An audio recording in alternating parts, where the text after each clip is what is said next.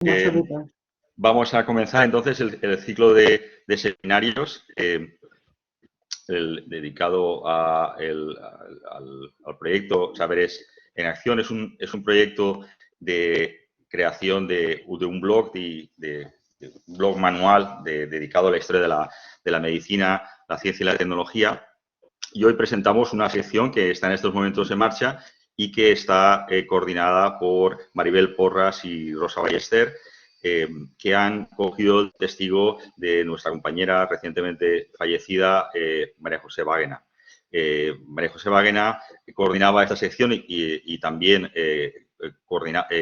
elaboró toda una serie de apartados del proyecto Saberes en Acción, particularmente de la primera parte, la dedicada a la medicina en el siglo XIX, y ha estado desde el principio en la elaboración del proyecto, incluso en las fases cuando el proyecto era toda una colección de vídeos que elaboramos en torno a un curso MOOC abierto de historia de la medicina, la ciencia y la tecnología.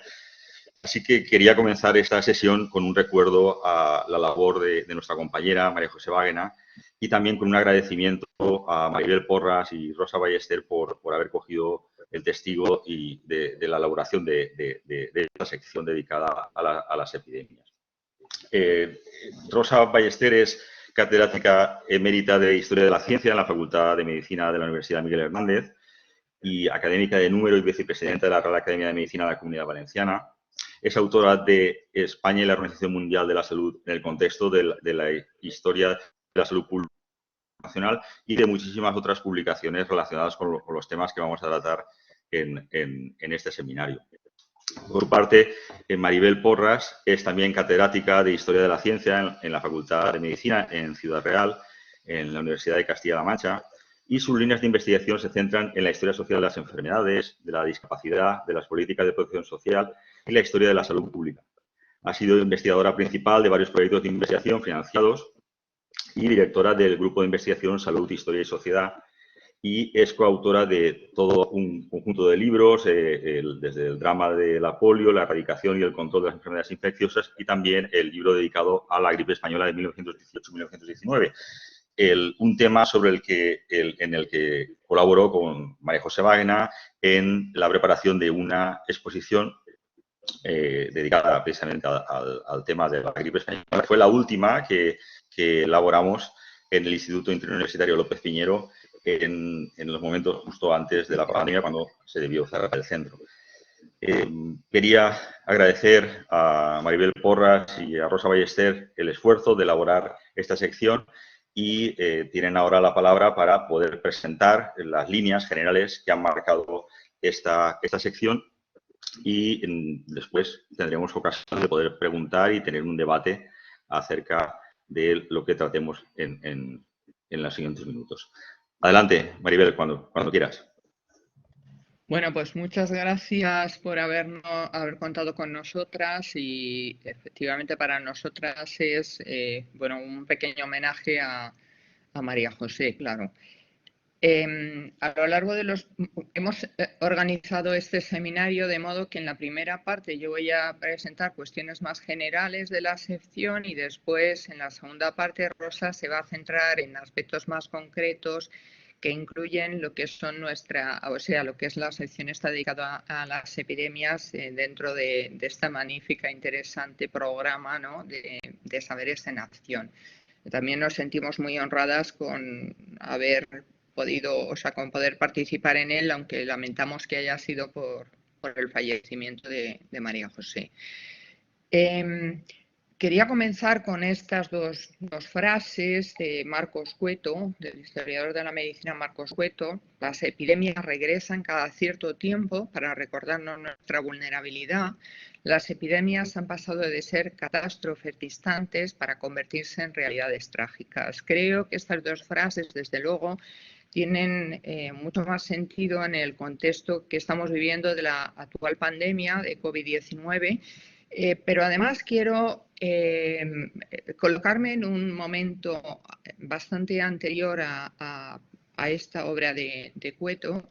Es década de los años 70 del pasado siglo en la que se va a tener la percepción, ¿no?, de que las enfermedades infecciosas iba a ser cosa ya alejada, no para los países ricos, sino algo, en todo caso, para los países pobres. Incluso algunos autores llegaron a formular que sería un problema al que no le tendría ya que dedicar atención la humanidad.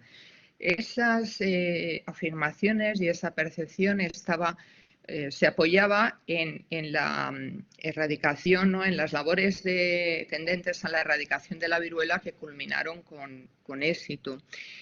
Sin embargo, inmediatamente después, a la década siguiente, en los 80, apareció una nueva enfermedad con carácter epidémico, el SIDA, que tanto transformó y que realmente nos mostró esa vulnerabilidad y nos acercó, ¿no?, esas catástrofes. Desde ese momento han sido varias las situaciones en las que se ha visto más lejos algo que se acercaba, hasta llegar a la situación actual de la pandemia de COVID-19. Un poco en la sección queremos, ¿no?, reflejar ir en la línea de lo señalado por Marcos Cueto, y consideramos muy importante el estudio de las epidemias por el valor que autores, por ejemplo, como Rosenberg, señalaron, por esa capacidad de ser un elemento de muestreo muy útil, porque nos proporciona objetos y experimentos naturales capaces de revelar los patrones fundamentales de los valores sociales y la práctica institucional en una sociedad concreta cuando llega la epidemia. Para este autor, las epidemias constituyen como un corte transversal de la sociedad, ¿no?, que refleja esa configuración particular de esas formas institucionales y los supuestos culturales, sociales. Realmente, como hemos podido comprobar al estudiar las epidemias, muestra también y refleja esas debilidades, esas situaciones que en tiempos normales quedan un poco tapadas en la sociedad, pero que cuando viene una disrupción de este tipo se hacen más visibles. Y, lógicamente, algunas de ellas, ¿no?, moldean o favorecen esa aparición, pero también ayuda a moldear. Las epidemias, por tanto, queremos que sean entendidas como, es verdad que son una crisis sanitaria, pero no es solo una crisis sanitaria, es una de las formas de las crisis sociales con un carácter multidimensional, que queremos que se entienda en un contexto particular con una serie de características. Esos contextos como también que pueden estar marcados por conflictos militares, por miseria y desigualdades sociales casi siempre, situaciones de superpoblación, de colonialismo, de deterioro ambiental, que permiten y facilitan o pueden facilitar la aparición de esas epidemias, y que en cualquier caso van a darle van a modular y van a influir en su gestión, en su recuperación. Pero también las epidemias van modelando la historia a través de, como luego veremos, esas consecuencias que distintos órdenes van a tener. Obviamente, las epidemias, esa aparición brusca, de manera inopinada, que se difunde rápidamente de esos casos de enfermedades infecciosas, van a inquietar, ¿no? Es una experiencia que inquieta a nivel individual, pero también a nivel colectivo, que se percibe como una amenaza grave para la salud y para la vida del ser humano. En relación, claro, con ese impacto, esos estragos que ocasiona, ese aumento del número de casos, pero también esa elevada letalidad que le acompaña, pero además porque provoca siempre un desorden social que está relacionado con las características de la enfermedad responsable de esa epidemia. Pensemos, por ejemplo, durante la gripe de 1918-19, esa predilección por ese mayor impacto en esa población adulta joven, es decir, población activa, va a implicar o implicó que en un momento dado en las grandes ciudades hubiera dificultad, por ejemplo, para el servicio de tranvías, de correos o incluso para la misma fabricación de pan, etcétera. Pero también ese desorden social por cuanto las medidas que se toman alteran ese normal desenvolvimiento de la dinámica de la sociedad. Esa percepción, ¿no?, como amenaza también tiene que ver con esa dificultad para controlarlas. Hay ese miedo que a nivel individual es me contagiaré, no me contagiaré, puedo morir, puedo enfermar, puedo morir, pero también hay es un miedo provocado por esa incertidumbre sobre si hay medidas para combatirlas o si esas medidas van a ser eficaces. Creo que en estos momentos esto es todavía más fácilmente comprensible porque nos ha tocado vivir pues la COVID-19, una enfermedad nueva, aunque fuera en el siglo XXI, ¿no? En estas condiciones, y es algo que queremos transmitir a través de estas secciones, se produce también este fenómeno, esa desconfianza de la ciudadanía frente a la autoridad. No solo esa autoridad política que tiene que tomar decisiones, sino también esa autoridad científica, como vamos a ver en algunos de los ejemplos. Entonces, esas consecuencias importantes en distintos órdenes van a modelar bastante la historia y lo han ido haciendo, ¿no? A nivel del coste demográfico, que es como digamos lo más obvio, ¿no?, esa elevación de la morbilidad, de la mortalidad, ese impacto en poblaciones selectivas de edades, por ejemplo, las epidemias de viruela en la población infantil o la de sarampión y otras enfermedades, ¿no?, más del periodo infantil, o esa gripe del 18 que afecta a esa población activa, mientras que en otros momentos era más bien menores y mayores, a ir modelando y creando una serie de situaciones y de problemas, como luego vamos a ver, en este caso, el problema de los huérfanos. Ese coste demográfico que en teoría puede afectar a todas las capas de la sociedad, en muchas de las enfermedades, sin embargo, son las poblaciones más vulnerables las que lo van a padecer. Por supuesto que esa modulación, ¿no?, de la historia está marcada también por esas consecuencias económicas. Ya conocidos desde la antigüedad, pero que con la llegada de la Edad Media y del surgimiento de la burguesía y el nuevo modelo económico van a adquirir mayor dimensión. Un impacto a nivel de la macro y de la microeconomía. Pensemos en, por supuesto, esa paralización de la actividad comercial, esas bajas laborales que pueden ir, pero también en ese gasto para cubrir esas medidas de profilaxis y de lucha contra la enfermedad que está provocando la epidemia. No nos tenemos que olvidar tampoco de los gastos para ocuparse de esa población vulnerable.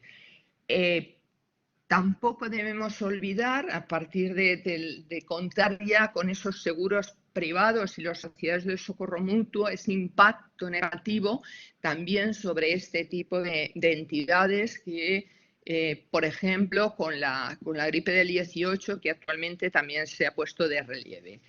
Claro, a nivel político han sido muchas las consecuencias. Me voy a centrar, obviamente porque lo tengo más cerca, en ese impacto de la gripe del 18. Hay algunos historiadores que han señalado que esa coincidencia, bueno, también hay que contar con que se relaciona todo lo sucedido, ese contexto de Primera Guerra Mundial y los cambios y circunstancias con la aparición de la pandemia, pero bueno, aparecida o surgida la pandemia, ese momento en el que se estaba, de mayor gravedad en el otoño de 1918, se relaciona con la finalización de la Primera Guerra Mundial, con una redacción del Tratado de Versalles mucho menos ambiciosa de lo que debería haber sido y, en consecuencia, por haber enfermado a algunas de las personas clave que estaban o haber muerto redactándolo, y entonces, en relación con ello, el posterior surgimiento de la Segunda Guerra Mundial.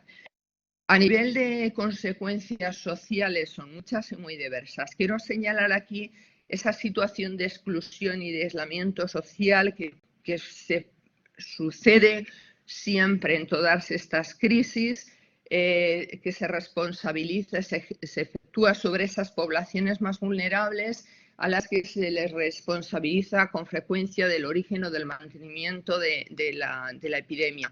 Hay un ejemplo que ha sido estudiado por Josep Bernabeu y Mercedes Pascual que creo que ejemplifica muy bien esto, que es lo que ocurrió con la barriada o la población de la barriada del Castillo en Alicante, que durante la epidemia de fiebre amarilla de 1804, la del cólera del 1833 y la gripe del 18 fueron objeto de ese fenómeno, que incluso cuando la gripe del 18 al final se eliminaron esas viviendas, ¿no? Y la población tuvo que salir de ahí. Algunas fueron realojadas y otras tuvieron que digamos, a volver a sus lugares de origen en otros puntos de España. Cambios también a nivel del papel de la Cruz Roja, ligado a ese momento de gripe del 18. Ya he comentado el problema de los huérfanos, pero también ese cambio que va a producir las epidemias de poliomielitis en cuanto a la percepción social de la discapacidad o esa gran transformación de las conductas sexuales a partir de la aparición del SIDA. A nivel científico, igualmente, serían muchas y diversas. He seleccionado algún ejemplo. Por ejemplo, la peste, esas epidemias de peste que van a estimular el estudio, esas disecciones en cadáveres humanos y que a partir de ese beneficio para el desarrollo de la anatomía y de la medicina o esa dinamización de la investigación, creación de nuevas organizaciones internacionales o de programas como la red de laboratorio, de nuevas tecnologías y nuevos servicios como la UCI, que luego hablará Rosa sobre ello. A nivel cultural también tenemos todos la imagen de literatura dedicada a determinadas epidemias.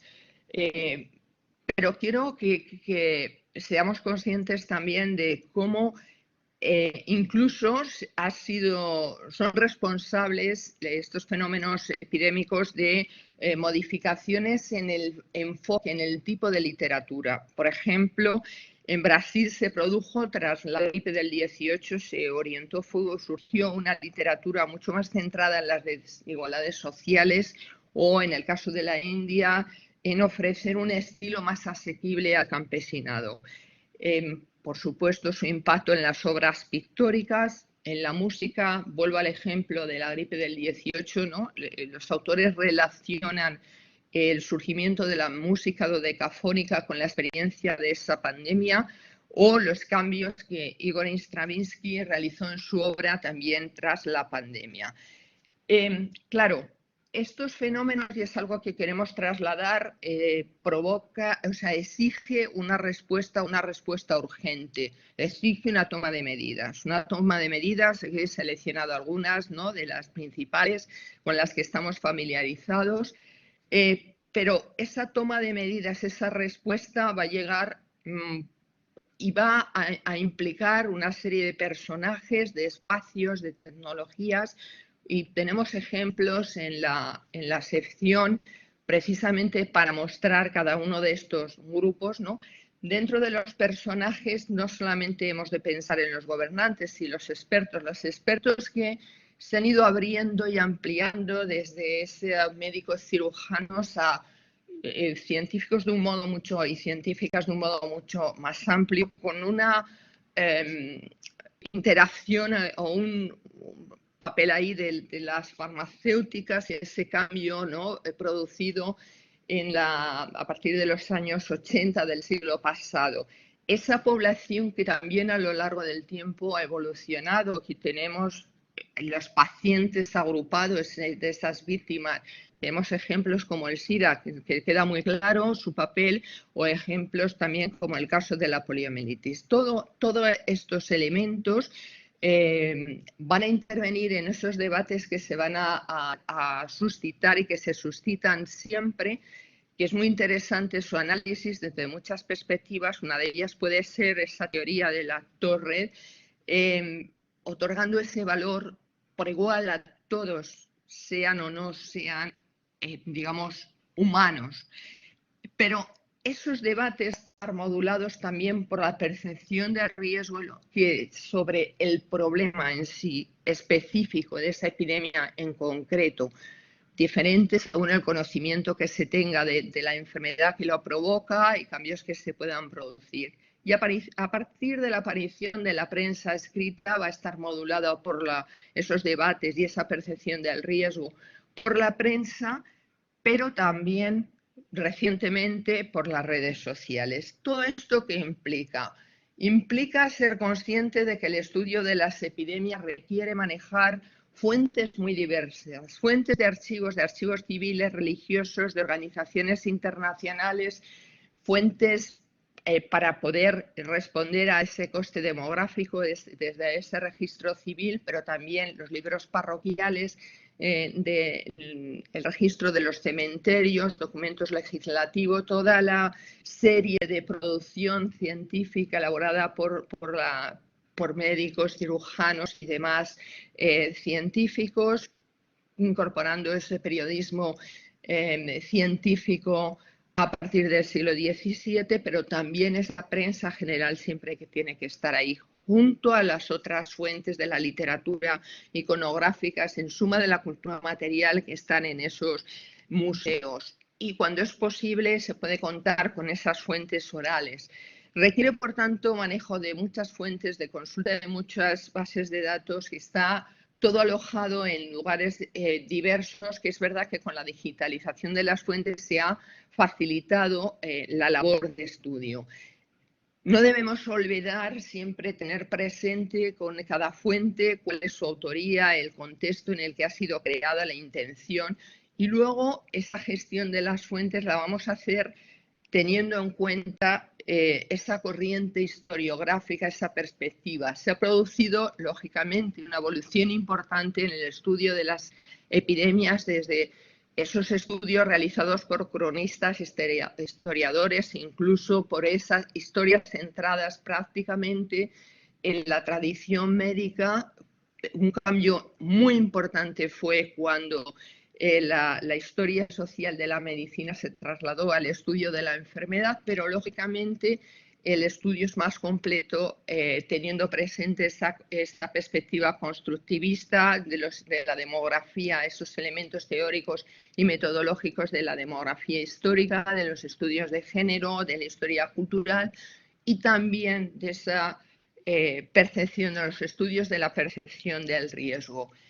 Sin duda es también muy relevante contar con esa historia de las tecnologías y creo que es interesante tener también presente y manejar el concepto de innovación de Farid Boumediene, que lo sitúa en un ecosistema en donde intervienen los poderes públicos, las empresas, la sociedad civil. Por tanto, son muchos los protagonistas, son muchas las instituciones que intervienen, en principio con un mismo objetivo y conociendo el mismo contexto y compartiéndolo, pero también es verdad que están situadas en distintos ámbitos, ocupan espacios diferentes, por lo tanto tienen unas obligaciones que no siempre son coincidentes y que pueden marcar ese desajustes o interacciones, ¿no? Tensiones que yo creo que estamos viendo, por ejemplo, en la pandemia actual con el caso del desarrollo de las vacunas y luego esos problemas para esa distribución de manera generalizada de las vacunas. Por supuesto que también se pueden y se deben abordar desde esa historia de las emociones más reciente y desde otros muchos enfoques que he colocado en la parte de la derecha, que van a enriquecer ese estudio. Eso sin quitar que haya enfoques particulares de algunas de estas historias particulares.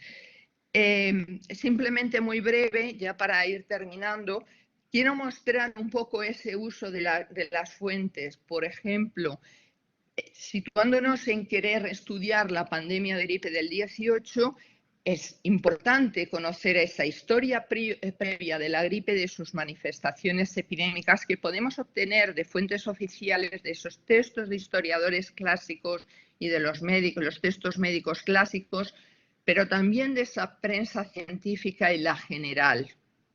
¿Sí? Vamos a conocer, por ejemplo, ese contexto científico-médico donde a las fuentes médicas mencionadas tendríamos que añadir también esos cuadernos de laboratorio, esa correspondencia, esas actas de congresos médicos, las memorias de las academias de medicina que nos van a situar mejor en ese momento previo para un mejor análisis de los debates que se van a suscitar después. Ese desarrollo de la cronología, que a veces no es fácil, podemos lo mismo acudir a diversas fuentes, como tengo colocado en el margen izquierdo, desde esas, además de estas fuentes ya más o menos de carácter médico, estas actas de sesiones de ayuntamientos, diputaciones, en las sesiones de los congresos, Parlamento, ¿no? El Senado, por supuesto, siempre esa prensa general ayudando, documentación de organizaciones internacionales, en el caso de esta pandemia, de esa Primera Guerra Mundial, o documentación, por ejemplo, de la Cruz Roja Internacional de la Española. Incidiendo más, ya he mencionado, ¿no?, sobre esas consecuencias demográficas, debemos de tener presente, por ejemplo, que información sobre, no vamos a encontrarnos unos registros de morbilidad, pero sí podemos tener una orientación con esa documentación de las casas de socorro, de los libros de registro de los hospitales.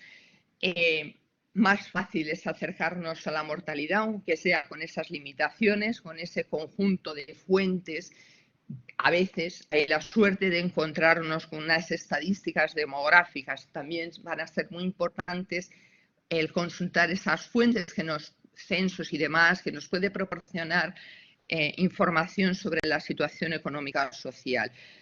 Sobre ese impacto más global, simplemente llamar la atención sobre esa necesidad, ¿no?, de esa consulta de la literatura, de fuentes literarias, música, de la cultura material.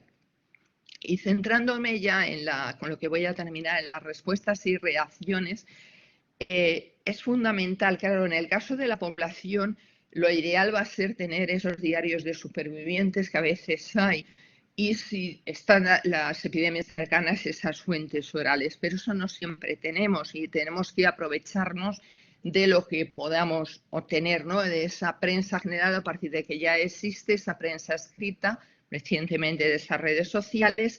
Y muy importante para esa respuesta dada por políticos y autoridades sanitarias también esas actas de ayuntamientos, provincias, parlamento. Y complemento de esto para evaluar de una manera mayor esa respuesta, ¿no?, de documentación de archivo de las sociedades de socorro mutuo, como por ejemplo en nuestro entorno ha estudiado la historiadora de la medicina Pilar León. Me he permitido mostrar con estas viñetas un poco cómo nos ayuda a ver, por ejemplo, esa posición crítica de la sociedad frente a las dificultades, a los médicos, ¿no?, y a los científicos, esa dificultad para identificar ese germen responsable de la gripe, esa información de alguna de las medidas tomadas, aunque fuera tardíamente, esas ilustraciones que nos muestran o nos señalan, nos sitúan en esa percepción del riesgo por la sociedad, la desconfianza de la población frente a los políticos, a ese hambre, ¿no?, ese problema, o también la desconfianza de la población frente a los médicos en ese momento de dificultad para dar o tener ese tratamiento certero para luchar contra la enfermedad. Y también un poco para terminar con esta imagen, para mostrar esa permeabilización de la sociedad, el comportamiento por ese lenguaje científico. Pues esto es todo lo que quería contar. Muchas gracias por vuestra atención. Muchas gracias, Maribel, por esta presentación de la complejidad del problema, tanto desde el punto de vista de las perspectivas con las que puede ser tratado, como esta revisión que has realizado de esta variedad impresionante de fuentes, ¿no? Sobre la que podremos volver a hablar luego en el debate. Damos ahora la palabra a Rosa Ballester y vamos a compartir ahora también el documento que ha enviado. Creo que ahora se puede ver. Adelante, Rosa. Bien, buenas tardes, buena tarde. Bueno, pues volver a repetir lo que ha comentado José Ramón y lo que ha comentado Maribel. Es decir, para nosotras tiene un significado simbólico muy importante esta sección y en concreto este seminario, como recuerdo a nuestra queridísima amiga María José. Mi gratitud, como ha comentado también Maribel Porras, por habernos invitado. Y bien, en esta segunda parte lo que queremos mostrar son ejemplos de resultados, ejemplos concretos, y hemos seleccionado justamente los que todos vosotros vais a poder ver en poco tiempo en la sección, cuando esté ya colgada en el blog y cuando se grabe naturalmente, ¿no? Entonces, bueno, digamos, vamos a ver ejemplos muy concretos. Es decir, ejemplos de resultados de este estudio, de esta historiografía de las epidemias. Por un lado, la historiografía nos ha permitido conocer personajes, acercarnos a espacios y digamos, desarrollo de tecnologías. Empecemos por el principio. Bien, Carmel Ferragut es el autor dentro de las secciones de uno de los capítulos de este bloque, con este título, Ignis Furca Aurum, enfrontarse a la pesta entre Spreterich, Cristofano Cefini y la seva labor com a procurador de la pesta a Prato en 1630. Lo que hace Carmel es digamos, referirse al conocidísimo y citadísimo libro de Claudio Cipolla, Cristófano y la peste, que desde su edición en el año 1976 ha sido traducido y editado numerosas veces. Concretamente hay una en catalán del 2013. Bien, el título inicial que le pone Carmel Ferragut, Ignis Furca Aurum, bueno, es bien conocido, que es el lema de la época en Italia para la gestión de las epidemias. Oro, fuoco, forca en italiano. El oro para los gastos, la horca para castigar los incumplidores de las normas y para asustar al resto de la población, y el fuego para eliminar los objetos infectados según la interpretación que se tenía de las causas de la peste. El escenario, es decir, Carmel Ferragut se acerca al escenario digamos a lo que plantea Cipolla en su libro, y le da unas orientaciones extraordinariamente interesantes. Centrémonos en el lugar. El lugar es Prato, una ciudad italiana de 6.000 habitantes, con un extrarradio pues, de más de 10.000, dependiente del Gran Ducado de la Toscana, muy cercana a Florencia, que era el centro, digamos, desde todos los puntos de vista de este Gran Ducado, ¿no? En unas deficientes condiciones económicas, sociales y sanitarias, y donde el 19 de septiembre de 1630 las autoridades locales confirman el primer caso de muerte por peste. Pues bien, en el trabajo de Cipolla y que el profesor Ferragut recoge y analiza, vamos a ver las estructuras organizativas y sanitarias que se van a crear para combatir esta difusión y este contagio de la peste y cómo se insertan en su contexto social, recurriendo en muchas ocasiones, en el caso de Chipola está clarísimo, al uso de la microhistoria, esta microhistoria que, por ejemplo, utiliza Carlo Ginzburg en el conocidísimo esto y los gusanos, el queso y los gusanos. Bien, una imagen de la ciudad de Prato, un periodo inmediatamente después, pero sobre todo ahí la idea es digamos que este tipo de análisis historiográficos nos acerca a figuras concretas. En este caso no se trata de un médico, sino se trata de un provveditore alla sanità, un procurador sanitario, que efectivamente es una persona digamos, un prohombre de Prato, digamos, al cual se le incluye, se le da este papel que ahora veremos, sin formación médica, pero con un papel de gestor. Sí, eso sí, siempre con asesoría, con los consejos del cuerpo médico. Comenta Ferragut que era un càrrec que molts altres prohoms havien rebutjat per por al contagi, a més de pel fet que comportava una enorme responsabilitat, ahora veremos lo de la responsabilidad, que realmente era enorme, i que no hi havia un al·licient econòmic al darrere. Per la documentació conservada als arxius i per la memòria escrita que va eixir de les mans de Cristòfano, podem entendre com una ciutat europea actuava davant una epidèmia, després dels segles d'experiència. De segles d'experiencia desde las epidemias fundamentalmente de la Baja Edad Media, ¿no? Bien, ¿qué es lo que tenía que hacer Giuliano Cefini en su cargo de procurador? Pues realmente tenía un trabajo enorme. Aislar en cuarentena, digamos, coordinar lo que eran una serie de acciones, como era aislar en cuarentena a los sospechosos, mandar al lazareto a los contagiados. El tema del lazareto es un mundo aparte, ¿no? Es decir, hay que buscar zonas donde se pueda ubicar. Administrar el lazareto y enviar después a los que sobreviven a una sala de convalecencia, cuya búsqueda tampoco resultaba fácil, encontrar un lugar, un espacio físico donde eso se pudiera hacer. Y los problemas que tenía que afrontar el procurador pues eran desde enfrentamiento por las decisiones que a tomar en el lazareto, si con la cuarentena o no, el confinamiento, por ejemplo, frente digamos, a los burócratas, ¿no?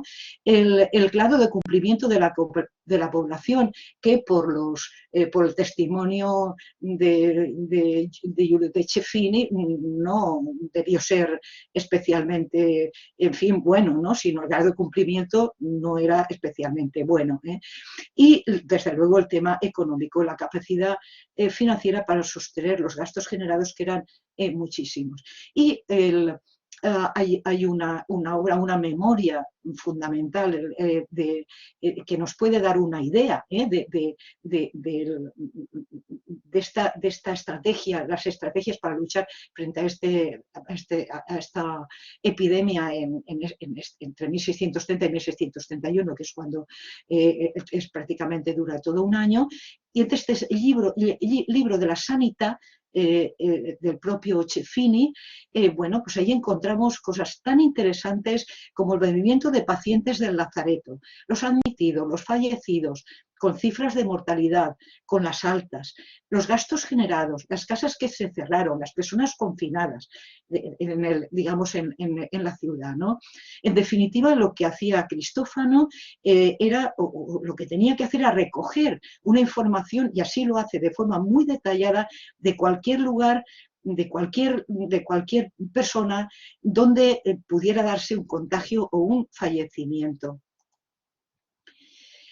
El papel jugado por Cristòfano, y esto lo refleja muy bien Carmel Ferragut, digamos, en fin, digamos, con esta relectura que hace del texto de Chipola, es que es un ejemplo de personajes conscientes de su papel, servidores de la salud pública. Ya hemos dicho que no era médico en cuanto a su profesión, a su formación, en las estrategias de lucha contra la peste y otras epidemias, naturalmente, que van a ser desplegadas por las autoridades políticas y que van a crecer y sofisticarse de forma notable en la Baja Edad Media y, naturalmente, en el mundo moderno, ¿no? Y y se insiste mucho, y esto también es una novedad con respecto a la visión que tiene el historiador de la economía chipola con respecto a este tema, ¿no? Carmel Ferragut insiste, y yo creo que está muy en la línea de lo que hemos leído en la obra del queridísimo Luis García Ballester, por supuesto de Jon Arrizabalaga, etcétera, ¿no? El papel esencial jugado por la medicina universitaria en la articulación de la lucha de estas colectividades europeas bajo medievales y modernas frente a las enfermedades epidémicas. Tiene un tipo de galenismo, es decir, digamos ya muy sofisticado en este momento. Es decir, frente, digamos, a esta visión que el propio Chipola no le da esa importancia, aquí se subraya el papel y el papel realmente de la relación y la importancia que tuvieron para las medidas que se tomaron, el papel, digamos, de los médicos, ¿no? Bueno, el segundo lugar, hemos visto un personaje como un ejemplo más, por supuesto, cuando esté listo en el espacio, pues allí, bueno, pues hay muchísimas cosas más, yo he resumido muy, muy brevemente. Bueno, otra cosa que vamos a ver en este espacio, en uno de los capítulos, es el tema del Lazareto de Mahón. Concretamente en el trabajo escrito por Puigcercas Mora y Pérez Salas Vives, ¿no? Sí, el Lazareto de Mahón, bastión sanitario del Mediterráneo, siglos XVIII-XIX, infraestructura de resguardo, aislamiento, práctica de cuarentenas y desinfección de personas y mercaderías. Muchos de vosotros, de ustedes, probablemente habéis estado allí, esta es la puerta de entrada, ¿no? Bien, ya sabemos que el lazareto viene del italiano Lazaretto y del nombre de una isla veneciana, Santa María de Nazaret, primera localidad afectada por la cuarentena y, digamos, por influjo del patrón de los apestados, de San Lázaro. Bien, con muchas modalidades. Hay historiadores como Kim Bonastra que han dedicado una serie de investigaciones muy interesantes, los propios autores, como comentaba ahora, de Puigcercas y Sales. Digamos, hay una gran variedad de lazaretos, ¿no? En general, son recintos ubicados en general en zonas alejadas de la población y sobre todo en los puertos donde arribaban los barcos, cuya tripulación pasaba directamente por el lazareto, ya que había estado expuesta a enfermedades contagiosas en sus travesías y fundamentalmente empiezan a desarrollarse a partir de las epidemias de peste y otras enfermedades contagiosas, pero no solo. Y hay una distinción entre el lazareto limpio, que alberga personas en observación, y el sucio, que acoge a los ya claramente enfermos. Hay que subrayar la función de los lazaretos era doble, ¿no? Por un lado, desde el punto de vista sanitario, lucha contra la enfermedad, pero también de control. Y la arquitectura está muy encaminada a estos fines y muy encaminada, por ejemplo, al tema del control, es muy claro, ¿no? Son espacios, una idea de una imagen, en algunos casos, como es casi una fortaleza inexpugnable, ¿no? Espacios cerrados, sujetos a una normativa especial, la cuarentenaria. No era una simple barrera, sino el lugar desde donde solo se podía salir sano, purificado. Tomo esta frase de uno de los trabajos de Kim Bonastra, ¿no? Fue proyectado por el reinado de Carlos III en 1786, aunque realmente no se pone en marcha hasta después, cuando la colonia pasa a manos españolas, etcétera, cuando pasa a manos españolas, y realmente empieza a funcionar en 1817. La idea inicial, que luego se llevará a cabo, es la idea de los hospitales en pabellones, que es una idea muy, muy francesa a partir de la segunda mitad del siglo XVIII, cuando se plantea la remodelación del Hotel Dieu de París. Entonces se plantea un tipo de arquitectura, es decir, en la cual son pabellones separados en distancias, es decir, y cada uno de ellos destinados a un tipo de patologías, ¿no? Y eso tiene que ver, pues, con las nuevas visiones de cine pública, de la aireación, etcétera, fundamentalmente a partir de segunda mitad del siglo XVIII. Pero también los orígenes del lazareto tienen otros elementos, digamos, de tipo geopolítico, ¿no? El hecho de que no existiera en España ningún lazareto sucio, en el sentido que he dicho antes, para realizar cuarentenas de ámbito internacional, era fundamental, y contrastaba con lo que pasaba en Francia o en Italia, ¿no? La ubicación geográfica de Mahón era perfecta, porque hay que pensar lo que la mayor parte de las olas epidémicas de diversos tipos venían del Mediterráneo oriental. Era una zona perfecta para ello, ¿no? Y hay que comentar también desde el punto de vista organizativo económico que las estancias del lazareto las sufragaban los propios buques en cuarentena, ¿no? En un momento de auge del comercio internacional, ¿no? Y esto es lo que hemos comentado antes de esta especie de bastión, ¿no? Pues es una fortaleza con una doble muralla exterior, etcétera, ¿no? Como podréis ver detenidamente en el trabajo de Pujadas. Y ya finalmente digamos, nos hemos centrado en el tema de las epidemias, o sea, tal y como hemos puesto el título de la sección, es decir, en qué sentido las epidemias transforman la historia, cambian la historia de algún modo. Bien, uno de los cambios, una de las novedades, lo ha comentado Maribel Porras, es decir, las repercusiones, etcétera, los efectos, son las tecnologías. Pues nos hemos acercado, nosotras dos, al mundo de las unidades de enfermos críticos y de los pulmones en concreto, en especial de los pulmones de acero. Bien, esto tiene que ver todo absolutamente con el desarrollo de las epidemias de poliomielitis, sobre todo a mediados del siglo XX. No solo, también con los problemas causados, digamos, por las discapacidades en las guerras mundiales, etcétera. Pero muy en especial, y ahí, desde nuestro punto de vista, no es el momento ahora de comentarlo, pero bueno, lo digo de pasada, creemos que desde la historia de las emociones, y de hecho hemos trabajado algo en ello, la compasión fue un elemento fundamental para poner en marcha estas unidades de pacientes críticos, en concreto destinadas a la polio. La polio, ya se sabe, las epidemias de polio de mediados del siglo XX fundamentalmente, con brotes anteriores, pero bueno, fundamentalmente, digamos, no había tratamiento, afectaban a sectores de edad muy vulnerables, entre 0 y 5 años fundamentalmente, no existía tratamiento, creaba unas, digamos, el virus tenía una afectación por el sistema nervioso, las astas anteriores de la médula sobre todo, causaba unas parálisis para las cuales lo único que se podía hacer es intentar, de hecho la fisioterapia de alguna manera se desarrolla ahí, o la propia ortopedia, etcétera, digamos, intentar las secuelas que fueran las menos posibles, ¿no? Estas unidades de pacientes críticos deben mucho a una figura.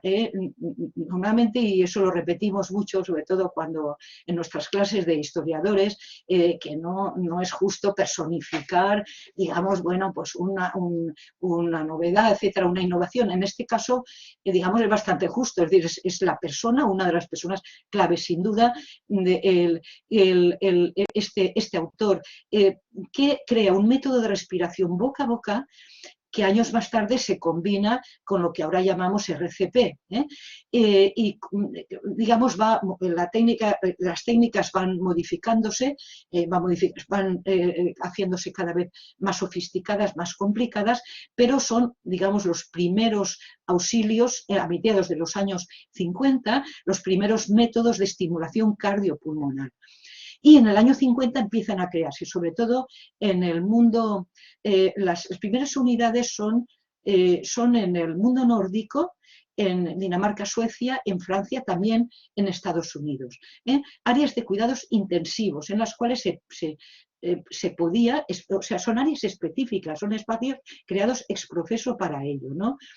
Es decir, es una concentración en este caso de pacientes con poliomielitis, luego otro tipo de pacientes, pero muy en especial esto fue el arranque y fue digamos, el estímulo inicial en estas unidades de respiración artificial, porque era fundamental, digamos, bueno, pues eso, que los niños, fundamentalmente ya digo que eran niños, había que vigilar y continuamente estar pendientes de ellos. Sobre todo cuando la polio afectaba los centros respiratorios, en el tronco de encéfalo comprometía la función respiratoria. Cuando, digamos, se produce una parálisis del diafragma, de los músculos de los nervios que inervan el diafragma, los músculos intercostales, hay una insuficiencia respiratoria y puede producir, como así sucedió, la muerte. Pues bien, esto es el punto de partida de los pulmones de acero, ¿no? Ventiladores de presión negativa que permitían a una persona respirar cuando se había perdido el control de los músculos respiratorios. La única forma de sobrevivir, ahora veremos imágenes, era estar introducidos dentro de estos tanques de acero que solo dejaban su cabeza al exterior. El interior de la cámara se cerraba herméticamente, manteniéndose una circulación de aire bombeado que de forma periódica aumentaba o reducía la presión de tal manera que era como una especie de, digamos, lo que se hace es imitar lo que es la respiración fisiológica. La necesidad de respiradores era tan grande que en ocasiones se crearon modelos como este en los cuales se podían incorporar varios pacientes. Aquí, bueno, es uno de los modelos iniciales, ahí se ve, bueno, pues en este caso es un muñeco, es decir, tiene con un esquema que vuelvo a repetir en el texto, cuando se vea el texto en el espacio de saberes en acción se podrá, en fin, hay cosas, se amplían. Este es una imagen muy icónica, porque uno de los lugares donde hubo una incidencia de poliomielitis y donde, claro, este tipo de complicaciones se produjeron fue en Estados Unidos. En fin, recordar al presidente Roosevelt, que fue uno de los afectados. Bien, esta es la sala del Rancho Los Ángeles, del Rancho Los Amigos Hospital de Los Ángeles, en 1953. Y luego tuvimos ocasión también de estudiar, hay un programa de ayuda técnica de la OMS, dentro de los programas de ayuda técnica de la OMS hay un programa sobre poliomielitis y sistema de préstamos internacionales de pulmones de acero. Alguna cosa de estas la hemos publicado nosotros. Entonces, bueno, pues hay todo un sistema, lo solicita sobre todo la delegación belga en la Organización Mundial de la Salud y bueno, y esto acaba teniendo, digamos, coordinados, bueno, pues un recorrido interesante, ¿no? Préstamos de unos países a otros, fundamentalmente los que eran fronterizos, claro está. Y estos son otros dos modelos. A veces se ponía, cómo se ve este espejo de este niño, así que era una forma de que fuera menos duro. Incluso hubieron alternativas tecnológicas al pulmón de acero, donde podían permanecer en días, semanas y años. Ha habido un paciente que ha permanecido en pulmón de acero, un paciente norteamericano, 52 años dentro del aparato, ¿no? Con pequeñas, digamos, salidas al exterior. Pues bien, oxigenoterapia, respiradores de coraza, camas columpios u otros tipos, digamos, es todo un mundo tecnológico que se incluye ahí. Y esta es la última diapositiva. La inauguración del pulmón de acero que se instala en la Casa de Socorro de Valencia en 1959, en presencia del alcalde de entonces, que por cierto era médico, Adolfo Rincón de Arellano. El titular es, creemos que engañoso. Tras las gestiones del ayuntamiento hacia finales de marzo, ha llegado a Valencia el primer pulmón de acero que se ha recibido en España. Esta última parte es la que no creemos que sea el primer pulmón de acero. Los había en el Hospital del Niño Jesús de Madrid, en Barcelona, es decir, pero bueno, digamos, este texto, esto que aparece en la prensa de la época, una de las fuentes, como ha comentado Maribel Porras, bueno, pues lo dejamos aquí. Bien, como se ve, distintos ejemplos que se van a poder ver en detalle y con enlaces para ampliar información cuando publiquemos, digamos, cuando se publique en Saberes en Acción esta sección. Muchísimas gracias por la atención. Pues muchísimas gracias, Rosa, y también a Maribel por esta presentación que habéis elaborado, que será una sección estupenda para el proyecto y muy conectada con otras secciones, porque lo que acabas de presentar ahora pues es evidente, ¿no?, la conexión con toda la parte dedicada, por ejemplo, a galenismo en el texto de Carmel Ferragut.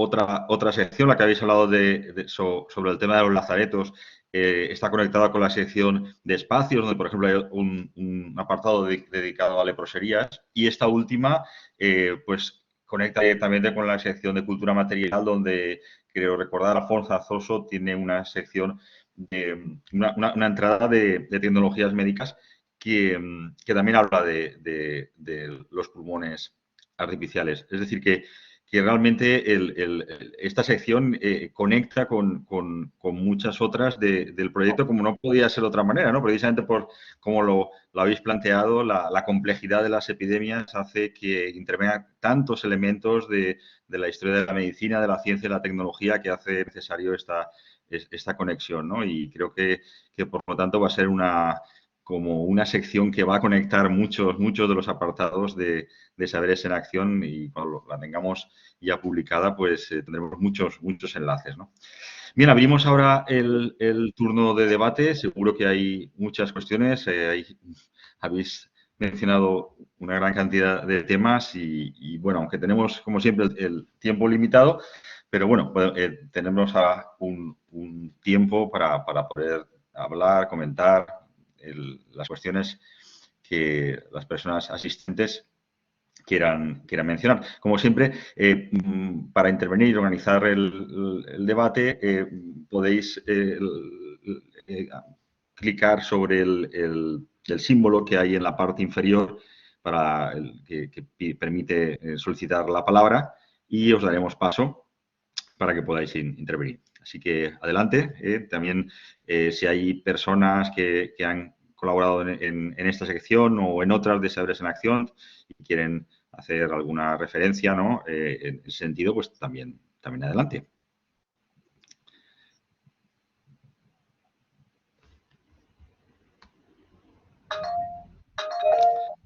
Adelante, Antonio. Y enseguida Carmel. Adelante, Antonio. Hola, buenas tardes, Rosa y Maribel. Un placer escucharos y saludaros, como siempre. Bueno, gracias por esta presentación de este bloque de Saberes en Acción. Todos los que hemos coordinado algún bloque y hemos tenido que poner juntos varios capítulos, nos hemos encontrado con el mismo problema siempre. Es cómo dar coherencia, cómo dar unidad a un bloque que por necesidad toca temas muy dispares, en épocas muy diferentes y además escrito por autores distintos, ¿no? Es todo un ejercicio y la verdad es que viendo lo que habéis presentado, no me resisto a preguntaros sobre ese trabajo, digamos, de coordinación y de encontrar una unidad en esa diversidad de temas. Mi pregunta es, son además textos cortos que más que informar sugieren, suscitan, ¿no? El interés es suscitarle el interés del lector y llevarlo hacia ese tema. Me gustaría, así como modo de presentación de síntesis, si nos podríais decir, ¿qué ideas teníais vosotras en mente o qué ideas habéis visto en ese conjunto de textos tan diferentes que podrían ser como las principales ideas directoras para quien se acerque a ellos y lo que os hubiese o gustaría a vosotras suscitar, sugerir a través de ese conjunto de textos, ya digo, tan diferentes y sobre temas tan distintos, ¿no? Como coordinadoras, ¿qué habéis visto de unidad, de coherencia, de elementos comunes que a lo mejor podrían ayudar a entender esa sección? Maribel, tú misma o yo. Como quiera, Rosa. Como quieras. Empieza tú y yo completo. Vale. Sí, no. A ver, un poco con la presentación, ¿no? Lo que he mencionado esas múltiples dimensiones de lo que supone una epidemia y de respuesta a ella. Digamos, eso queríamos que fuera el eje y entonces luego la selección, la verdad es que estaba bastante hecha por María José, por el esquema que estaba diseñado y que nos lo trasladó y que nos pareció que se podía ajustar bastante bien, ¿no? Y que con, por ejemplo, esa selección de un personaje que, como habéis visto, por lo que ha contado Rosa, ha mostrado bastante bien también esos elementos importantes de esa respuesta frente a las epidemias, esa selección de un espacio, como era el caso del Lazareto de Mahón, y nosotras, por ejemplo, lo que añadimos en este caso era las tecnologías, ¿no? Pero queríamos un poco mostrar esas múltiples dimensiones que posee un fenómeno como este y su lucha, ¿no? Y sus consecuencias, su impacto a tantos niveles. Entonces, esa es una forma, bueno, de dar una unidad a la diversidad. Sí, yo añadiría que además es decir, nosotros nos encontramos con un trabajo que además coordinaba María José y también Carmel Ferragut, o sea que los dos nos encontramos, de hecho Carmel fue la persona que nos conectó a nosotras. Hombre, podíais haceros cargo, no podíamos decir que eso, no, naturalmente, ¿no? Y como dice muy bien Maribel, darle una coherencia interna, o sea, lo que ha comentado exactamente ella, esta visión tan amplia, historiográficamente tan interesante, con tantas perspectivas historiográficas, con unas fuentes, como nos decíamos, fuentes diversas para epidemias diversas, etcétera. Entonces, primero dar una visión, la idea es dar, cuando aparezca la sección, cuando aparezca, pues tenemos un primer, digamos, el tema 1 y el 5, que es el primero, esta visión historiográfica, etcétera, las fuentes, y el último, que es el de las repercusiones. Y después, pues esta especie de estudios de campo, ¿no? Un personaje, un espacio, un ejemplo de técnicas. También en la línea, digamos, un poco de lo que es la filosofía y que inspira saberse en acción. O sea, que digamos que hemos intentado no solo darle coherencia interna a estos cinco apartados que constituirán esa zona, darle, sino desde el punto de vista formal, lo que tú comentas, que no sean textos largos, pero que sean, digamos, atractivos, que ponga la fundamental, que hayan recursos a los que se pueda uno dirigir. Y bueno, nos parece que el resultado final, pues sí la tiene, vamos, desde nuestro punto de vista, valga la inmodestia, pero vuelvo a repetir que ahí la tarea inicial ha sido fundamentalmente la de María José, con la ayuda de Carmel, que creo que nos quiere preguntar algo y ahí está. Bueno, Carmel, tú estás aquí con nosotras también, así que formas parte del equipo, así que, bueno, Antonio, no sé si podemos contestar. Si se me permite. Perfectamente, bueno, gracias. No. Quedaba Carmel. Sí, no, mi cuestión es muy puntual. Tal vez la fascinación que me produce la tecnología que habéis elegido, que es el pulmón de acero, seguramente porque está muy alejado en el tiempo y de lo que yo suelo trabajar, ¿no? Y me preguntaba, cuando habéis hablado, por ejemplo, de este caso de Valencia, de que hubo como no sé si un préstamo o una donación de un pulmón, y claro, ¿cómo llegaron a España o al resto del mundo, no sé, estos aparatos? quiero decir, porque me daba la sensación que podía ser algo parecido como lo que ocurrió no hace demasiado con el robot Da Vinci, ¿no? Una tecnología sofisticada, muy cara, inaccesible en muchos sitios y que casi depende no sé, de aparatos de segunda mano que llegan o de donaciones o no sé un poco cómo se hizo esa transferencia de esa tecnología, por ejemplo, a un sitio como España. Bueno, ahí efectivamente son casos diferentes según los países. Lo cierto es que escaseaban, que era muy difícil hacerse con ellos y, es decir, por elementos de historia oral, que en este caso, pues obviamente los testimonios, pues por la cercanía, pues son fáciles. Nos comentaban, por ejemplo, en Barcelona, ¿te acuerdas, Maribel? Que lo terrible que era decidir a quién niño dejabas morir, porque no tenías bastante aparatos. ¿Quién de los niños que tenías ahí era el que iba a dejar de respirar, porque no tenías aparatos? ¿De dónde venían? Pues a veces de autoridades locales, a veces de pequeñas, lo que llamaríamos microcréditos, ¿no?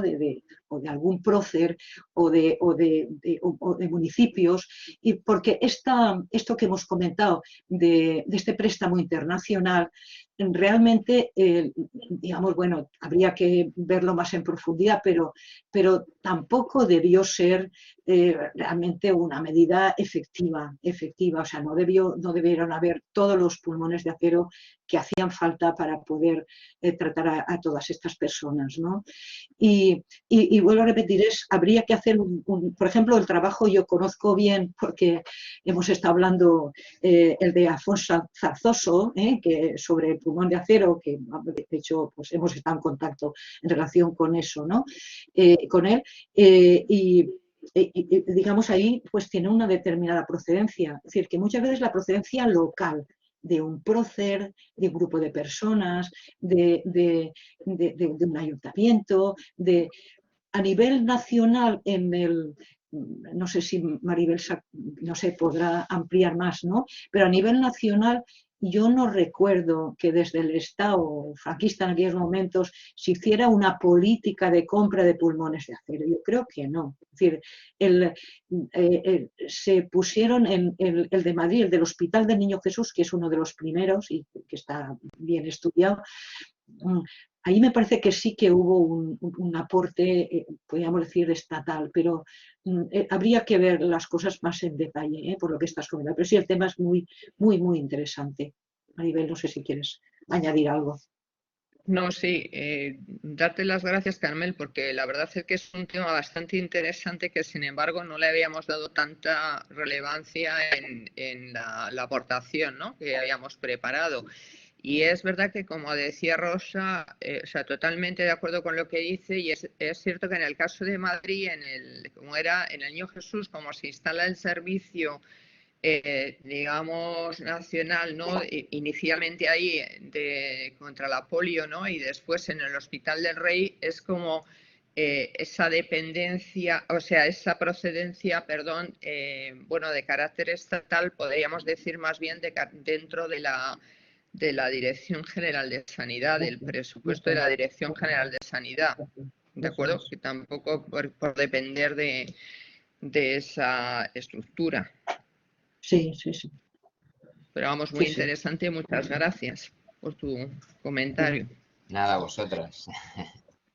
Gracias por las respuestas y gracias también, Carmel, por la coordinación también de esta sección y de tantas otras en Saberes en Acción. Damos ahora la palabra a Jon Arrizabalaga. Adelante, Jon. Hola, buenas tardes. Bueno, lo primero de todo quería bueno, felicitar a la iniciativa de Saberes en Acción, que me parece fascinante, y por supuesto las intervenciones, la ambiciosa presentación y la atractiva presentación que Maribel y Rosa han hecho sobre una realidad tan compleja y que requiere un análisis desde ángulos bien variados y dispares, ¿no? Yo cuando estos meses dándole vueltas al tema, pues, y se ha utilizado esta imagen, es curioso, pero en la historiografía las epidemias son un poco como elefantes en una habitación que muchas veces parece que desde digamos, con notables excepciones, pero desde la historiografía general, sobre todo en el ámbito contemporáneo, pero también en otros ámbitos, pues no se ven, y que quizá desde la perspectiva de los historiadores, historiadoras de la medicina y de las ciencias de la salud, pues a veces hemos visto solamente el elefante, ¿no? Pero bueno, yo creo que parece que estamos, aunque sea, hemos tenido que vivir la experiencia de la COVID y vivir en nuestra propia carne la realidad de lo que es una pandemia, a pesar de que hubiera podido ser mucho más severa de lo que está resultando, ¿no? Y gracias a ello, si es que se me permite la expresión, pues quizás estamos en mejores condiciones para coger ese elefante, cogerlo en ese conjunto de elementos, tomando conciencia de ese conjunto de elementos que son la habitación en la cual está el elefante, y abordar desde una nueva perspectiva más abierta y más comprensiva estas complejas realidades que plantean el análisis de cualquier epidemia. Y nada más, quería simplemente pues agradeceros y deciros que me ha resultado muy atractiva y muy aleccionadora. Gracias. Muchas gracias, John. Muchas gracias, John. Pues muchas gracias, John, y espero que encontraremos formas también para que colaboremos en futuras entradas en el proyecto de Saberes en Acción. Pasamos ahora la palabra a Josep Bernabéu. Adelante. No, bueno, jo, en primer lloc, molt ràpidament, també felicitar-vos, tant a Maribel com a Rosa com a Maribel, per el projecte, per com heu desenvolupat el que va dissenyar en el seu moment Maria José Wagner. I en realitat, el que ha dit John és el que jo anava també a introduir, per tant, no vaig a repetir-me, no? Crec que aquests mesos de pandèmia, pues, afortunadament, ha fet que el paper de les historiadores i els historiadors s'hagi posat de manifest, i crec que s'han fet aportacions molt rellevants, i el plantejament historiogràfic que heu fet, pues, crec que pot anar en la bona direcció per a, des d'aquesta perspectiva històrica i des d'aquest interès de la història aplicada, pues, continuar contribuint a la nostra funció social, no? Com a historiadores i com a historiadors. Però bueno, pràcticament és sumar-me a les paraules de John, que pareix que estiguem connectats entre Alacant i Barcelona, el que anàvem a dir. Enhorabuena. Muchas gracias, muchísimas gracias, Pep. Muchas gracias, Pep. Gracias, Pep.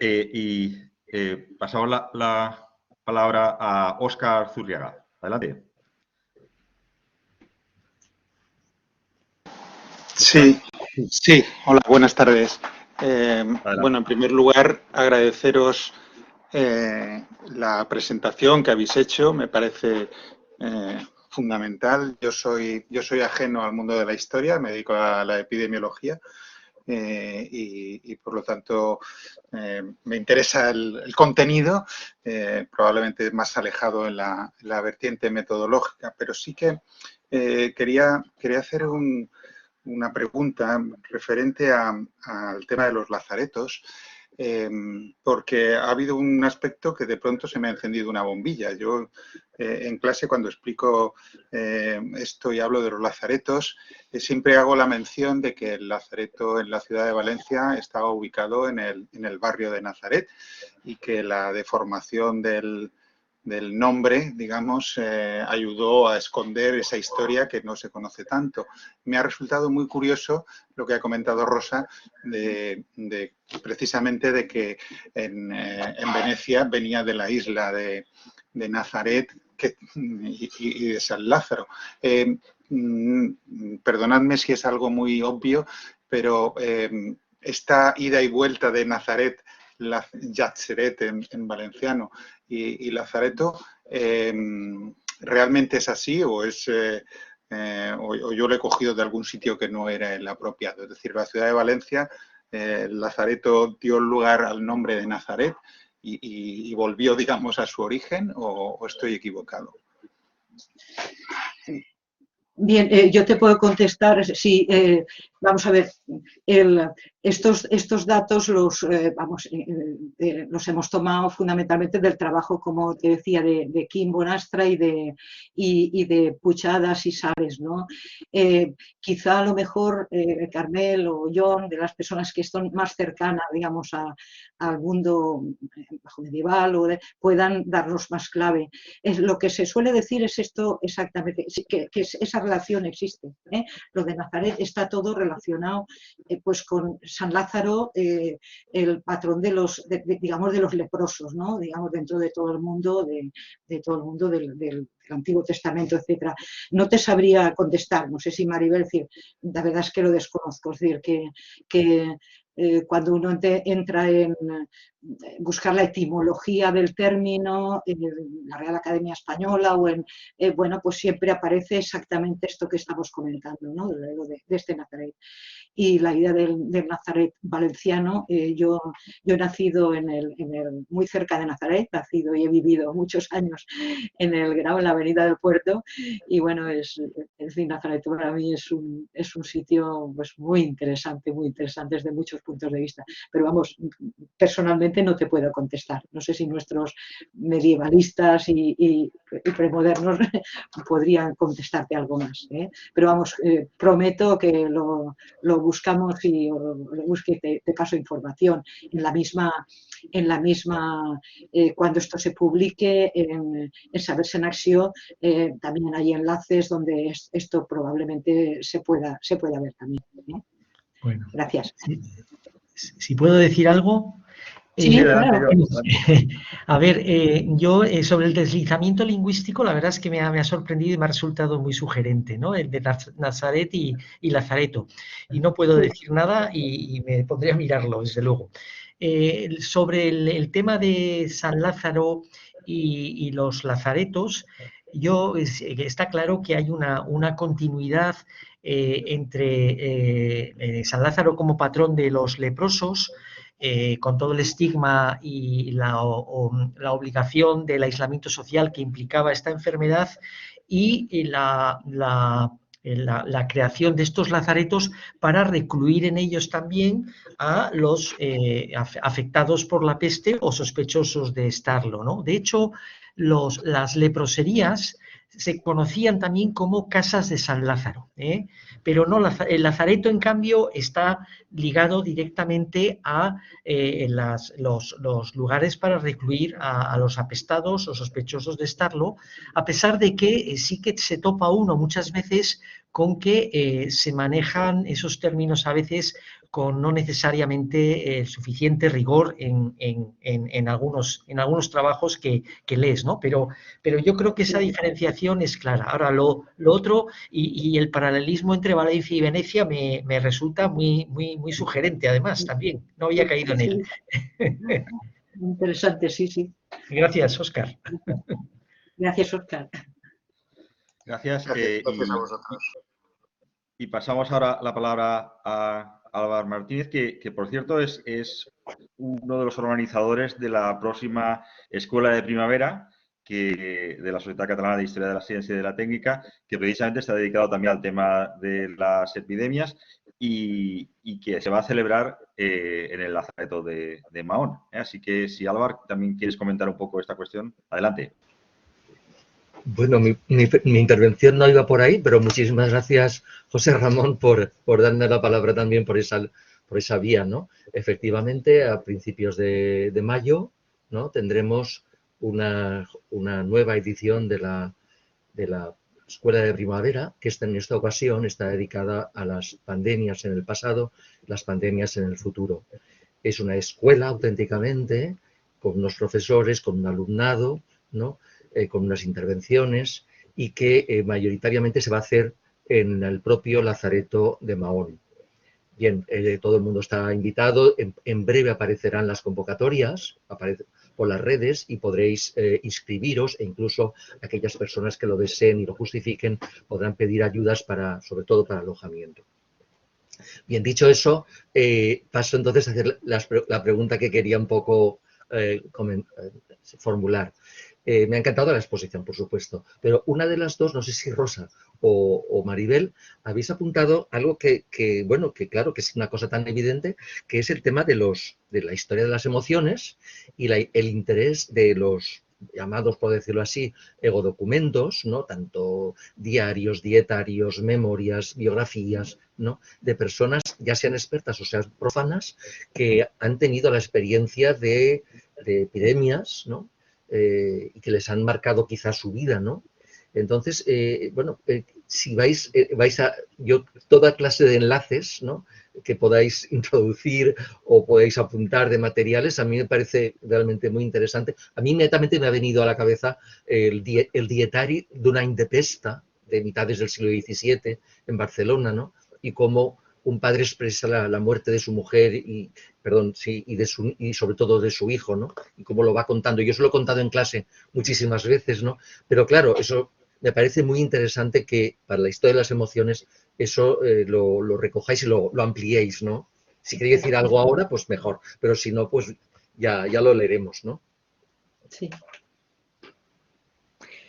Pues sí, muchas gracias, Salvan, porque además seguro que te vamos a pedir el dato sobre este que acabas de dar, porque efectivamente creemos que es un elemento muy relevante y el contar con este tipo de testimonios, incorporarlos, ¿no? Para trasladar mucho mejor ese impacto de lo que supone una situación de epidemia. Rosa también lo ha comentado, ¿no? Con respecto a esa compasión en relación con el surgimiento de esa tecnología que se puso en marcha durante las epidemias de poliomielitis. Entonces, muchas gracias y desde luego en la versión final estará más desarrollado. Tenemos también algunos casos, ¿no? Como mucho más recientes, sobre todo de inicios del siglo XX. Entonces, todas las propuestas son bienvenidas, Salva. Por supuesto, respecto al tema del SIDA, hay mucho material seguro, ¿no? Pero así una visión histórica, diacrónica, amplia, sería muy interesante tener esas fuentes de carácter personal, digamos, de alguna manera, no sé, recogidas. Muchas gracias. A ti, gracias. Gracias, Álvar. Más cuestiones y aprovecho este momento para plantear la mía.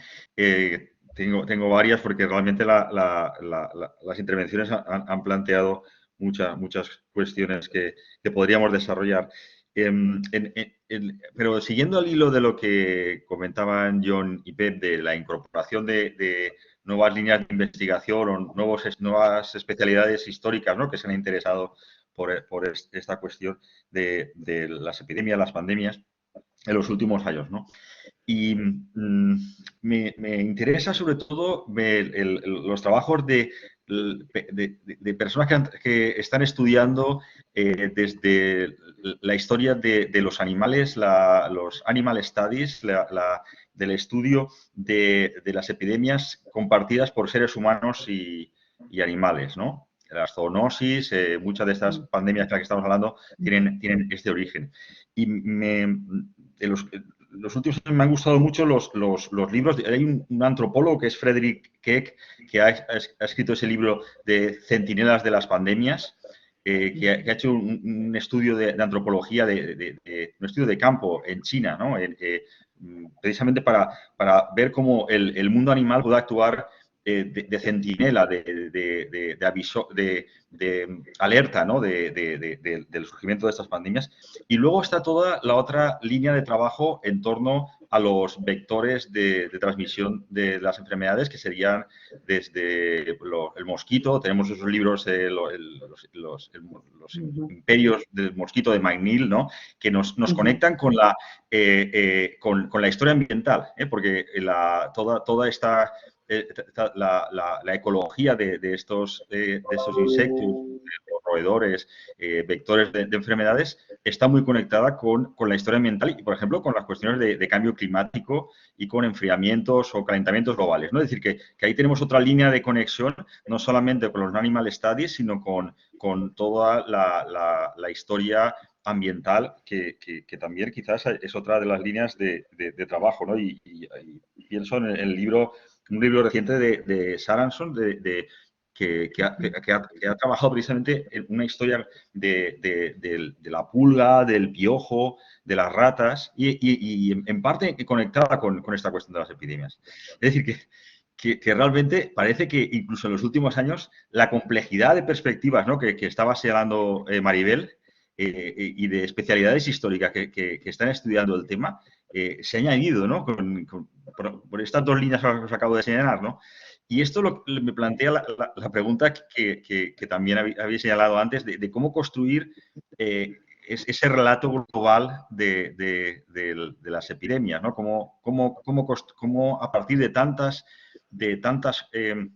aportaciones, de tantas especialidades, de tantos campos históricos, y no solamente históricos, porque recordábamos también en los últimos años la incorporación, ¿no? de todos esos estudios de análisis del ADN antiguo, de restos de los estudios filogenéticos, de la Yersinia pestis, es decir, que se han incorporado también toda una serie de investigaciones que analizan desde nuevas perspectivas y con nuevos resultados los restos materiales, ¿no? A nivel de la biología molecular, ¿no? Es decir, que está la cantidad de discursos y de especialidades involucradas que realmente es un reto, ¿no? El poder construir un discurso global, una narración, un relato sobre las epidemias. Bueno, quería preguntaros, ya sé que es una pregunta que probablemente no tiene una respuesta, pero que me gustaría saber vuestra opinión en esto, ¿no? ¿Cómo integrar toda esa serie de elementos, perspectivas, fuentes en la construcción de un relato acerca de las epidemias que al final debe servir para pensar situaciones como las que estamos atravesando ahora, ¿no? Gracias. A ver, muchas gracias, José Ramón, por lo que nos planteas. Verdaderamente es tremendamente complejo. Tienes toda la razón, ¿no? Con todo lo que has ido señalando. Se ha abierto tantísimo el estudio de las epidemias a todos los campos especializados que verdaderamente, pues bueno, llama mucho la atención. Entonces, lo que pasa que yo creo que para poder hacer, a mí es un poco desde la experiencia que yo tengo en el estudio de las epidemias, ¿no? Para poder construir el relato, como historiadores de la medicina y de la ciencia, creo que tenemos que tener ese punto de partida y luego ir incorporando, como yo he ido diciendo, elementos, recursos teóricos y metodológicos de estos otros enfoques, porque claro, tampoco es lo mismo esos estudios que se efectúan desde ese campo, como tú has señalado, ¿no? De los animal studies o a otra línea, o sea, como, digamos, son como parcelaciones bajo mi punto de vista. Entonces, lo interesante, creo, y lo que podemos aportar como historiadores de la medicina de la ciencia es el poder integrar, porque también se está estudiando mucho con bastante participación por parte de antropólogos, ¿no? De estudiar las crisis sanitarias como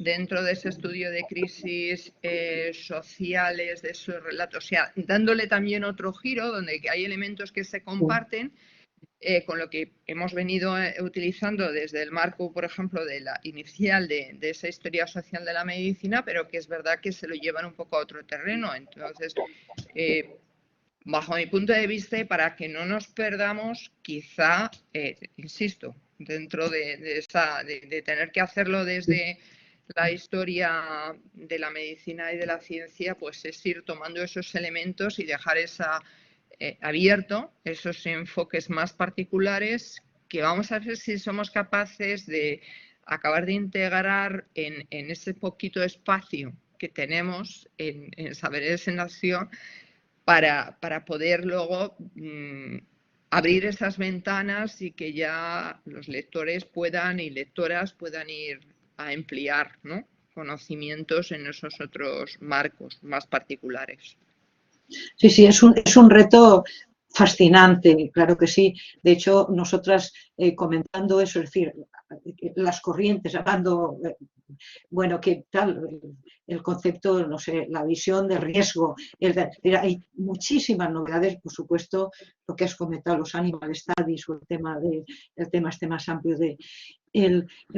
hombre, yo lo que creo, efectivamente, es decir, no sé, esto es un tema de corredor de fondo. Yo creo que ahí no se trata tanto, bueno, pues a veces una tiene la impresión, ¿no?, de vino viejo en odres nuevos. Yo lo que creo es que hace falta mucho trabajo de fuente, mucho trabajo de campo y por supuesto, es decir, sobre todo cuando se presta, y a veces se presta y a veces no se presta, hombre, si hablamos del paludismo, pues el tema de los animal studies, pues fíjate, pues es todo, ¿no?, o muchas cosas más. Es decir, pero yo lo haría con prudencia, son nuevos campos, a mí me parece apasionante, yo creo que hay que ir hacia adelante y así hemos de hacer, pero digamos siempre con muy amarrada, una fuente muy bien amarrada y estudios de campo, y a partir de ahí construir y hacer cosas, generalizar y hacer cosas más. Es decir, porque a veces le da a uno la impresión de que se queda en la periferia, ¿no? A veces es una frase muy bonita, un rótulo, que detrás no hay una solidez, pero bueno, es una impresión personal, pero me parece fascinante, me parece que por ahí, claro que sí, que hay que incorporar estas nuevas visiones, por supuesto que sí. Gracias, José Ramón. Muchas gracias a vosotras y también por aceptar el reto de llevar este tipo de relatos a textos de 1500 palabras, ¿no? Porque si ya es difícil en otras secciones, aquí me parece que es especialmente complicado, ¿no? Wow. Y seguramente tendremos que pensar cuando se cierre esta sección en otra, ¿no?, que continúe este apartado de epidemias, porque claro, es ya casi exigir casi lo imposible, ¿no?, en 5 apartados de 1500 palabras, pero estoy seguro que habéis conseguido un resultado estupendo y que dentro de poco, bueno, pues todas las personas podremos disfrutar del texto, como hemos disfrutado también de vuestra presentación aquí. Estamos ya ya en la fase final, que tendríamos que ir cerrando ya el debate, y tendríamos a lo mejor tiempo para una intervención corta final. No sé si alguna persona del público quiere intervenir, y si no, os dejaría a vosotras la palabra para una conclusión final de la presentación, si queréis añadir alguna cuestión más para cerrar el seminario. ¿Alguna intervención? ¿Alguna? No, veo que no hay más intervención. Volver a repetir, no sé, el agradecimiento, en fin, no sé, la suerte de estar con tantas personas conocidas, queridas y admiradas que han formado parte de este seminario en concreto. La idea es excelente. Y bueno, y seguir adelante, ¿no? Y seguir adelante. O sea que yo creo que la experiencia de Saberse en Acción es una experiencia pues altamente positiva y que además nos permite eso, contactar unos con otros de forma muy, muy viva, muy dinámica y bueno, y aprender todos de todos. No se me ocurre otra cosa. Muchísimas gracias. Pues además de sumarme a lo que acaba de decir Rosa, quiero dar las gracias, ¿no?, a este espacio, tanto en Saberes en Acción como en el propio seminario, porque creo que es un elemento que contribuye a ese, como ya ha sido señalado por John o por Bernabéu y demás, ¿no?, poder darle más espacio al estudio de las epidemias, que realmente es fascinante. No es que lo diga yo porque llevo tantos años trabajando, pero me parece que es realmente esas múltiples dimensiones, esos tantos enfoques que son posibles y que son que pueden entrar y que queremos transmitir, ¿no?, esa complejidad que entraña cuando está en juego, pues, la vida de las personas y el esfuerzo también de toda una lucha de la sociedad. Entonces, muchas gracias por esa oportunidad, y a ver si el reto que tenemos en esta versión final somos capaces de cumplirlo de manera adecuada. De eso estamos seguros que será así. Y muchas gracias. El tema es absolutamente fascinante y es un lujo contar con dos especialistas de primer orden como vosotras que puedan coordinar esta sección y además, como habéis hecho, que también sea un homenaje en la memoria de nuestra compañera María José Baguena.